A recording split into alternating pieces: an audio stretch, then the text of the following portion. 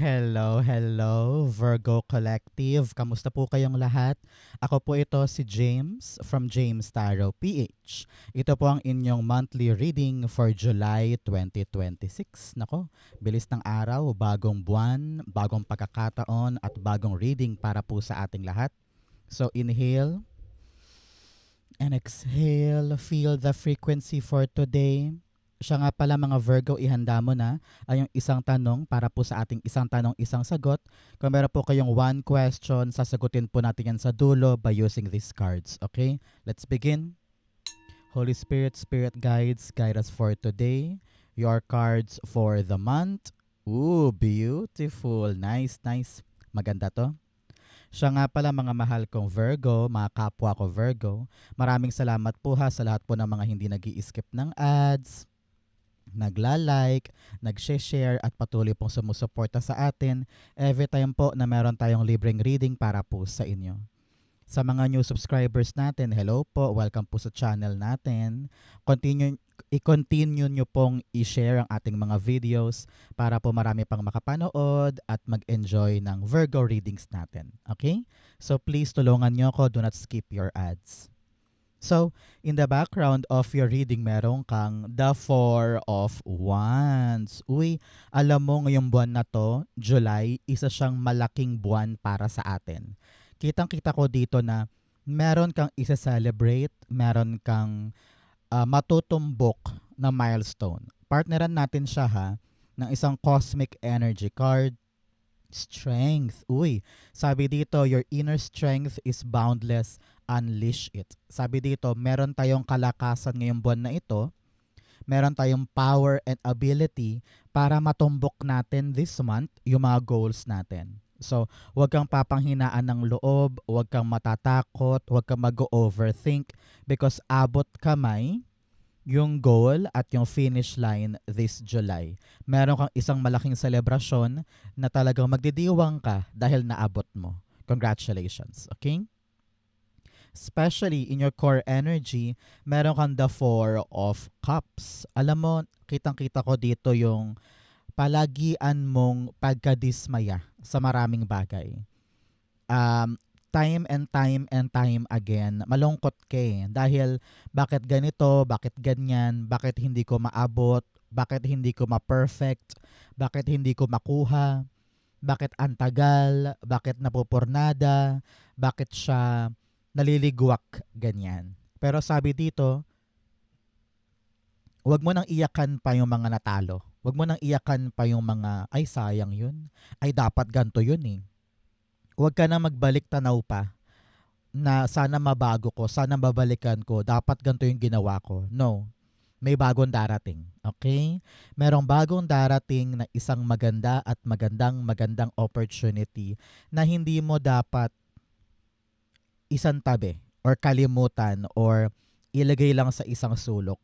Ito na yung chance na binibigay sa iyo ni God, kaya kailangan magpakatatag ka ngayon, magpakatibay ka, and be brave enough para harapin itong bagay na ito. Because soon, ito ang tutulay sa iyo para maabot mo itong goal na ito. Okay? Malaking bagay ito, kaya kailangan talaga take the chance, take the opportunity. Huwag mong sayangin, huwag mong hindian, ganyan. Okay? Clarify natin. Four of Cups, the Star card. Ooh! Wow, this is really beautiful. Merong isang ibibigay sa'yo na tungkol sa isang wish na matagal mong dinasal. Meron kang hiniling eh. Sabi mo, God, bigay mo naman sa akin to. God, gusto ko makabili ng ganyan. Darating yung susi para maganap yon. So congratulations. Kung ano man yung dinasal mo na yan, kung ano man yung tinutumbok mo na finish line, abot kamay dahil sa bagong bagay na ito. Kaya be open ka ha. Huwag ka masyadong choosy. Huwag ka masyadong mag-reject na mag-reject. Maaaring nandyan lang sa paligid yung chance para maabot itong dream na ito. And sinasabi ko sa iyo, abot kamay at nandyan na siya. Kaya open yourself for this new thing. Okay? So, mga kapwa ko Virgo, ano ba yung mga wish mo this July? Naku, ilapag mo na yan sa baba. Panahon na to para pumasok yung mga hiling mo for July. Comment down below, it will happen to you. Okay? In the area of what you need to focus on, meron kang the Five of Cups. Talagang three cards. 1, 2, 3, and 4. 5. 6. Nako. 6 cards ang nagkasabi sa ating lahat na, uy, may bago. Uy, wag na tayong tumanaw sa nakaraan. Move on na tayo.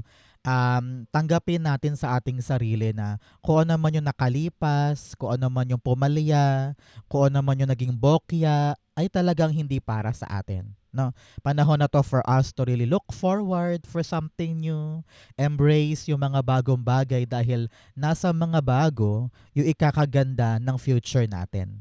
So doon tayo tumingin, doon tayo maglaan ng maraming strength and effort.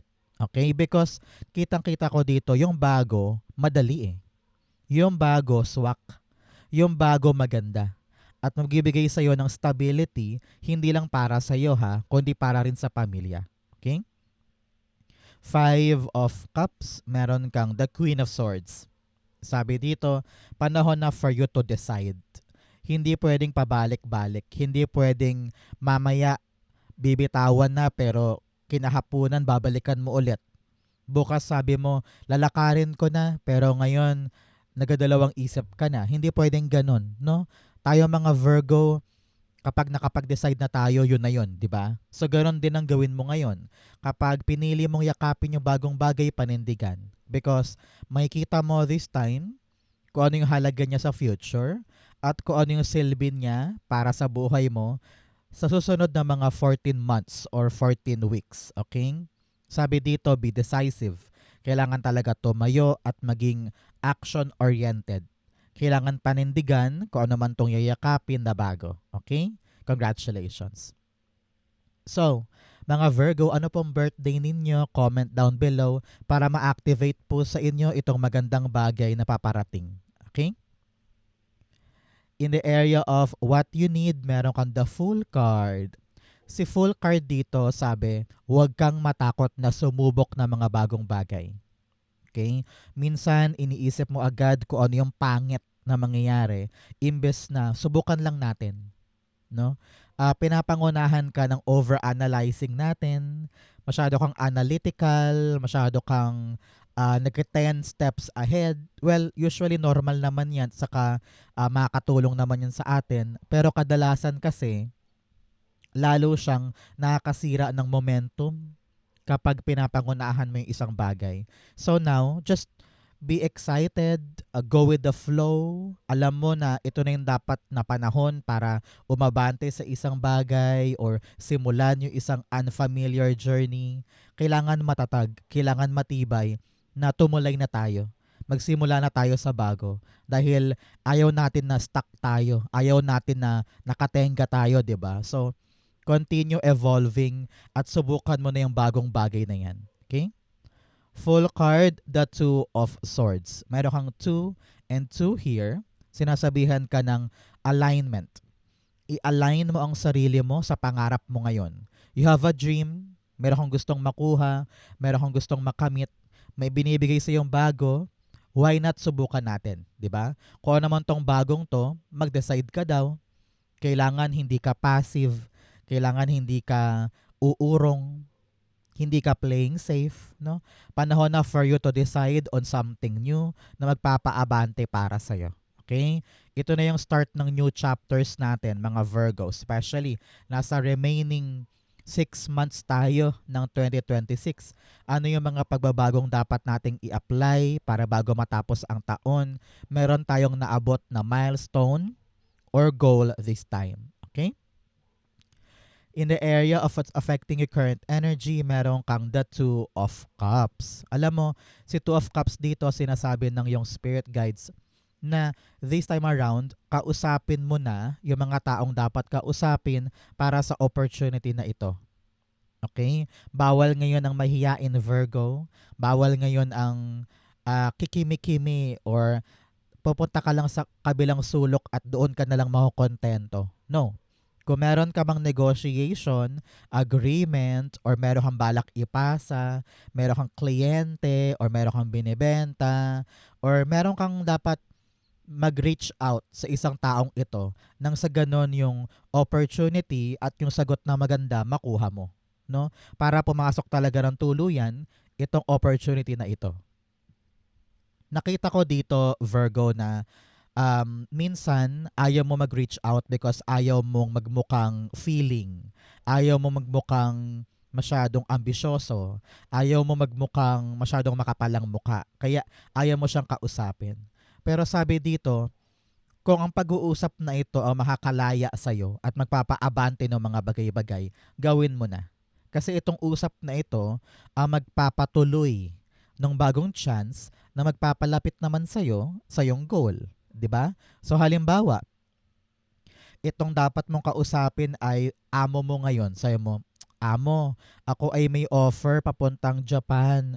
Gusto ko sanang kunin kasi alam ko yun ang tutupad sa pangarap ko para makabili ng bahay, makabayad sa utang, mapaaral ko sa college ang anak ko." So yung approval niya na parang sige, kung talagang yan ang gusto mo, go push. So yung kanyang sagot na oo, ang magbubukas ng pinto para makuha mo to at ma-achieve mo to. Okay? Klaro ba yan?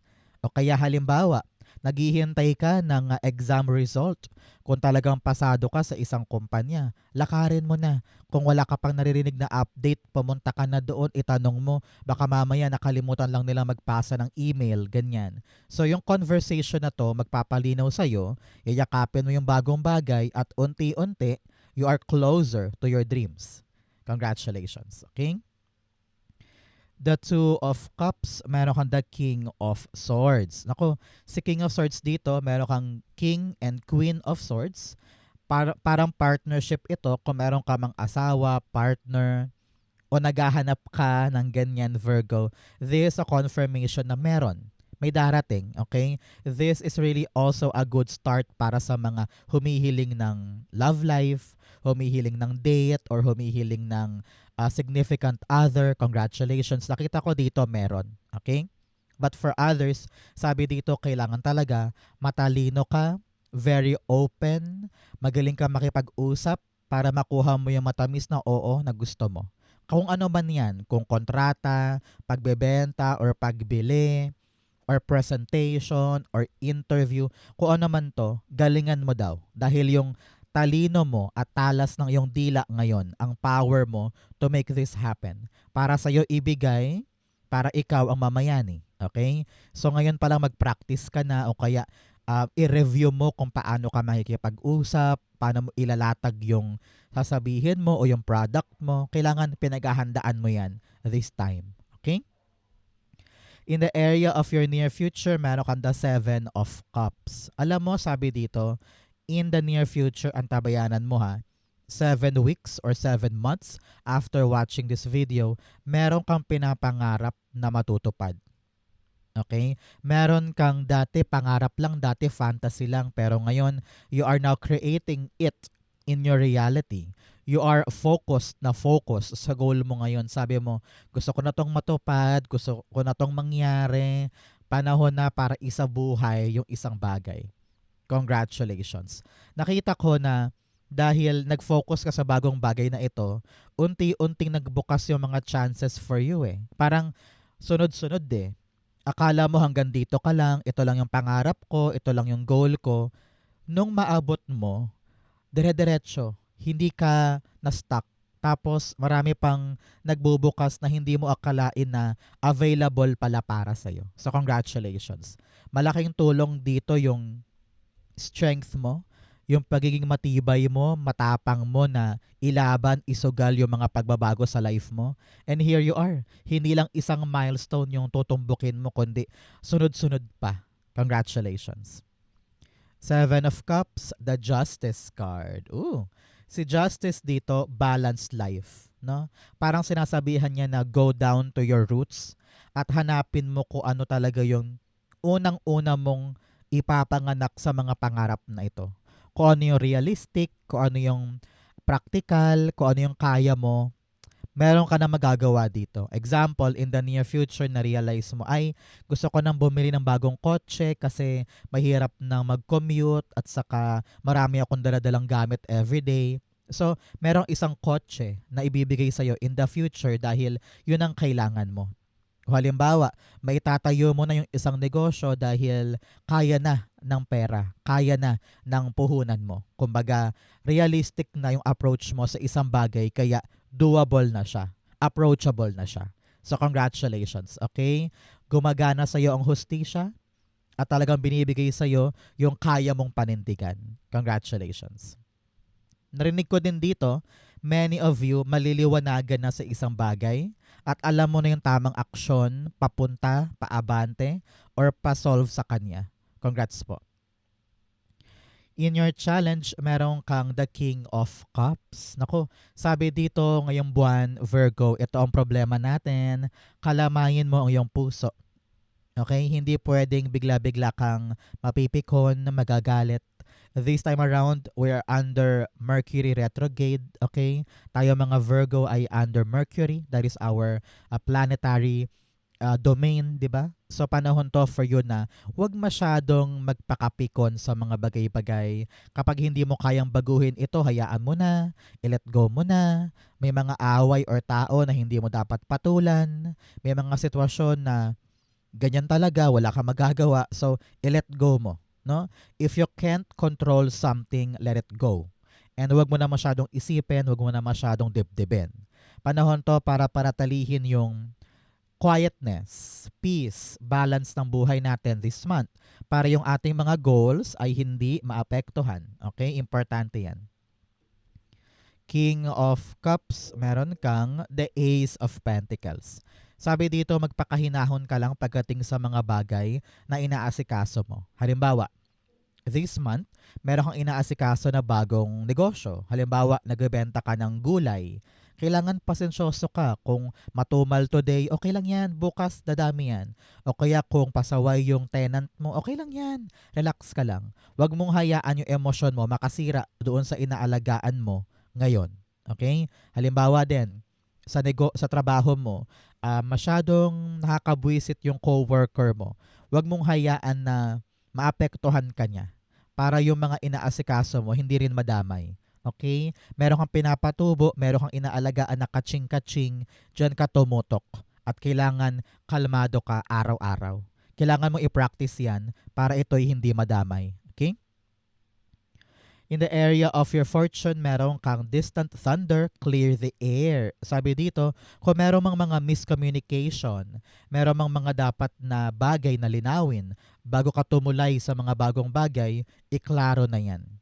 Halimbawa, meron kang mga problema sa iyong iiwanan na trabaho, kailangan lahat yan sealed, ayos, tapos. Para kapag lumipat ka, hindi na babalik yun para ipaasikaso sa'yo. Ganon din halimbawa sa mga pag-uusap, no? Kung meron mang miscommunication, may mga hindi pagkakaintindihan, linawin agad para hindi masira yung peace of mind at yung mga inaasikaso mo ngayon. Masyado kang busy with a lot of milestone and new things. Kaya kung meron kang hindi naiintindihan, madali nang ipaunawa sa'yo kung lalapitan mo at ikaklaro mo na parang, huy, ano ibig mong sabihin dito? Huy, ano yung sinabi mo, hindi ko gets. Parang ganyan. Klaruhin mo na para pagtagal, hindi ka maapektuhan, hindi ka mahirapan. Okay? In your fortune, meron kang the Knight of Cups. Ramdam ko dito na may darating sa yung bagong chance, bagong tao. Maaring ito yung Five of Cups natin, a new opportunity. And our full card, the new risk-taking na endeavor, no? Na kinakailangan talaga nating mag-decide ngayon. Kung ano naman tong inaalok sa'yo, ito yon, no? Isang magandang bagay. Para ang hirap-hirap niyang i-resist. Ang hirap-hirap niyang tanggihan. So, kung nandito ang amor mo, kung nandito ang puso mo, tanggapin mo. Because kitang-kita ko na matagal mo rin tong hiniling. Matagal mo rin tong inimagine at pinangarap sa buhay. So make sure na ready kang saluhin, tanggapin, yakapin kung ano man yung papasok sa yung offer or pagkakataon. Okay? Knight of Cups, the Two of Wands. Panahon na daw talaga for you, Virgo, to really spread out, no? Open yourself to new opportunity. Panahon na para buksan ang mundo mo at huwag ka na mag-play safe. Okay? Tingnan mo naman, may inaalok sa'yo pero ikaw nakatanaw ka lang na parang, kaya ko ba? Gagawin ko ba? Open na ba ako? Napagplanuhan mo na yung maraming bagay dyan eh. Sa panahon to para i-explore mo na yung mundo, tignan mo yung paligid mo na parang, ay, marami pang pintuan para sa akin, marami pa akong chance for something new. Bakit ba ako nagpapakaburo dito sa maliit kong espasyo? Explore, expand, grow. Time na for you for something new, kaya subukan mo tong bagong chance sa buhay mo. Congratulations. In your divine messages, meron kang the energy is gaining momentum. Yes, bumibilis na, gumaganda na, hindi ka na aandap-andap. Kung medyo stuck ka nitong June or May, nako, this time around, meron ang mangyayari. So, congratulations. In your divine, meron kang the Eight of Pentacles. Nako, sabi dito, hasain mo pang mabuti ang talent mo. Kung ano man tong pinagkakaabalahan mo na gusto mong magkaroon ng magandang bunga, magandang selebrasyon na talagang tagumpay, kailangan daw hasain natin. Narinig ko dito kung kaya mo mag-seminar, workshop, training, or kahit sa YouTube, pwede din kung saan maaring mapatalas mo pa yung abilidad mo gawin mo. Okay? Pero sabi dito, panahon na rin to for your Virgo na i-display. I-display mo daw yung mga gawa mo. Panahon na para ipakita yan sa madla nang sa ganun maka-attract ka ng mga possible customer, client, or future mong mga employer. 'Di ba? So, ipakita mo yung galing mo, ipakita mo yung husay mo para maraming makaalam kung gaano ka kagaling at kung gaano ka ka-talented sa isang bagay. Okay? Maano tayo eh, workaholic tayo eh, and very very practical tayo. Kaya kahit saan tayo ilagay, kaya natin. So now, you really need to show off. Ipakita mo yan para makita ng lahat na pwede ka dito, pwede ka doon, pwede ka dyan. Okay? Eight of Pentacles, the Three of Wands. Yes, explore. Explore and expand. Panahon na para gumalaw sa advancement ng ating kakayanan. Hindi pwedeng nandito ka lang sa baseline. Mangarap ka ring umakyat, umangat at talagang makuha yung pinapangarap mo. Dahil kayang-kaya mo naman. Okay? Outcome mo yan, bigyan mo na kita ng fortune cards. Meron kang rat. Someone working against you behind your back. O bilang paalala sa iyo, Virgo, meron daw tao na kumikilos na hindi sang-ayon sa iyo. So, panahon to para kilalanin yung mga taong hindi mo supporter, yung mga taong basher mo, at lumayo ka sa kanila. Hindi mo sila kailangan. Meron kang strength and power to make things happen, kaya layuan mo yung mga taong alam mong dapat nang itsupi sa life mo. You also have will, indecisiveness, allowing your life to ramble aimlessly. Sabi dito, huy, mag-focus na tayo ha sa ating goal. Kailangan doon lang tayo nakatingin. Yung mga distraction sa paligid, tanggalin mo yan para maasikaso mo na yung dapat mong asikasuhin. Okay? Another message, you have throne, a position of authority. Sabi ko nga sa inyo kanina, may alok sa'yo, may offer. Meron darating na pagkakataon, maaring isa itong tao na may magandang posisyon, nalalapitan ka para alokin isang magandang chance. So, take it, grab it, i-entertain mo tong taong to kasi siya yung magiging daan mo para matumbok mo tong goal na ito.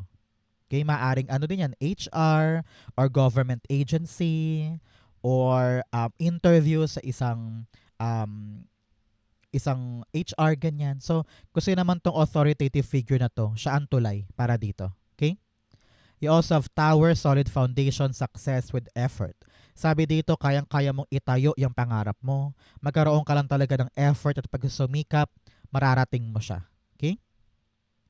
Outcome ni Virgo for July, patulay ng August, meron kang the Three of Wands. Wow! Wow, wow, wow, wow, wow. Talagang meron ka ng paglarga. No? Ang tabayanan mo sa August, ibang-iba ka na, no? Meron ka ng bagong ginagalawan, bagong lugar, or bagong trabaho, or bagong inaasikaso. Parang naramdaman mo na itong buong July, transition ko siya patungo sa mga bagong bagay, sa bagong pangarap, sa bagong future. Yung dating imposible, ngayon posible na. Hawak-hawak mo na yung kamay mo, sa kamay mo, yung bala or ticket para makaabante sa kanya. Congratulations. Some of you ay babiyahe, Meron sa inyo lilipat ng bahay. Meron sa inyo na handa ng tahakin yung bagong career path or bagong lugar na alam mong kayang-kaya mo na. Three of Wands, the Lover's card. Yes, mahal na mahal na mahal na mahal na mahal mo tong bagay na ito. Alam ko na matagal mo tong hiniling, matagal mo tong gustong makuha, pero ngayon mas malinaw na kung ano yung passionate ka, kung ano yung bagay na gustong gusto mo, ngayon papanindigan mo. Dahil may dumating, sabi mo, sige, aakuin ko yan. Sige, ipagalaban ko yan. Sige, idediretso ko yan. Ngayon, alam mo na yung purpose mo at kung saan ka talaga dapat tumulay. So after mong ma-reach itong milestone na ito, magbubukas yung pintuan na dapat mong ibigay yung commitment mo para long-term ang success dyan at long-term yung tagumpay na makukuha mo sa kanya. Start na to ng mga magagandang bagay kaya mahalin mo itong bagong journey. Okay? Congrats po. So, mga kapwa ko Virgo, let's go na. Sa yung isang tanong, isang sagot, pumikit ka na ngayon. Isipin mo yung one question mo. Inhale and exhale. The answer to your question, you have, sige, kunin natin 6 of swords in reversed. You also have the page of cups and the 7 of swords. Okay? At the bottom, ikaw ay merong the Fool card. Alam ko nag-iisip ka ng mga bagong bagay, tumulay sa mga new chances, new places, new idea, ano. Pero tinatawag ka dito, Virgo, na maging matapang, maging palaban, magkaroon ka daw ng creativity. Mag-isip ka ng mga makabagong way kung paano mo gagawin tong bagong bagay na ito. With the 6 of Swords in reversed, kailangan talaga, Virgo, meron kang pagkukusa. Meron kang, alam mo yun, inisyatibo sa puso mo na, sige, larga na, sige, push na tayo. Pero kitang-kita ko dito na marami ka pa rin mga trust issues. Siguro pinagdududahan mo pa rin ang sarili mo kung kaya ko ba, gugora ba ako, tutuloy ko ba. Pero heto ka ang taas ng energy mo na gusto ko ng bago, gusto ko na mag-grow, gusto ko nang ma-reach yung mga bagong destinasyon or bagong antas ng buhay ko. Tinatawag ka ngayon, galaw-galaw-galaw, palawakin ang isip, palawakin ang damdamin, maging creative ka, maging imaginative ka para mahanap mo yung tamang diskarte paabante. Kaya mo naman takot ka lang. So sabi dito, go push, kayang-kaya mo yung mga bagong bagay na yan. If you're waiting for the answer kung yes or no, the answer is yes. There will be a great start, a new beginning. Kailangan lang mag-strategize at kahandaan na umabante na may creative juices and determinasyon. Okay? So, Virgo, ito po yung isang tanong, isang sagot. Ganon din po ang yung July 2026. Saan po kayo naka-resonate? Comment below. Babasahin ko po yan. Thank you, Holy Spirit, Spirit Guides, for the clarity for today. Thank you po for watching hanggang dulo. I love you. This has been James for James Tarot PH. God bless everybody.